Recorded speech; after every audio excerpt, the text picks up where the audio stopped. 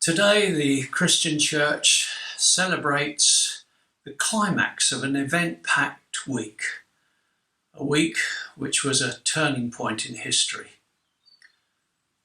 No event ever has been surpassed regarding the number of books written or pictures painted or people's lives changed because of this one event. And I think you know what I'm talking about. I'm clearly referring to the life, death and resurrection of one man, Jesus of Nazareth, our Messiah. Jesus miraculously entered this world being born of a young Jewish virgin a little over 2,000 years ago. Not much really is recorded of him until he was about 30, although we do know he spent 2 years as a baby exiled in Egypt. And there is one mention of him going missing for a few days when he was 12. Otherwise, it is generally believed he simply followed in the footsteps of his earthly father during this period, probably as a carpenter. His real mission on earth commenced after being baptized by his cousin John, which seems an unnecessary act because the Bible tells us he was sinless. But of course, baptism does mean you're renouncing all the sin and wrongdoing that you've done in your life. But by this example, he showed that an intention to commence an entirely new life under God's direction. And so after resisting all the temptations that Satan put before him, Jesus set about recruiting 12 men to be his disciples.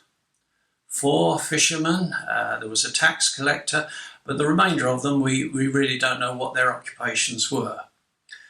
And then with these men watching and learning, Jesus began his ministry.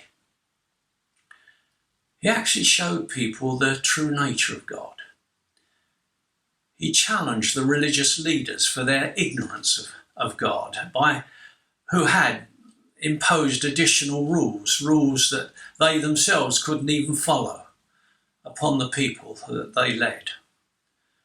But what captured people's attention more was that Jesus revealed the power of God. He healed the sick, he raised the dead, and performed amazing miracles. People adored him, even tried to make him become their king. Whereas the religious authorities, however, as in indifference, saw him as a threat to their elevated status. They hated him. But to become an earthly king wasn't Jesus' mission. The kingdom he sought to establish was not of this earth. His mission was to turn people's hearts back towards their Maker, to acknowledge God and become part of a kingdom that would last into eternity.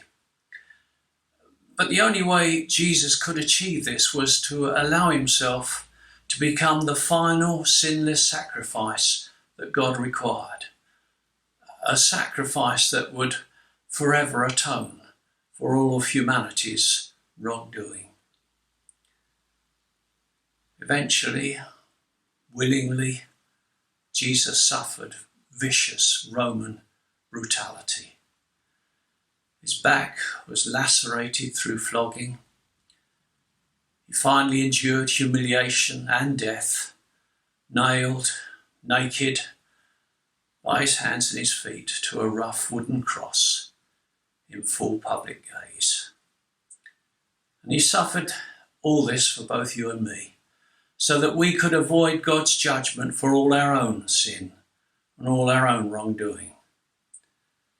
And all he requires of us to receive God's full forgiveness that overcomes every error that we have ever committed, is to believe in him and to acknowledge him before others.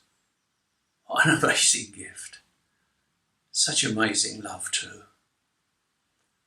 But good news was still to come when 3 days later Jesus victoriously overcame the final hurdle, beating death, finally achieving his mission.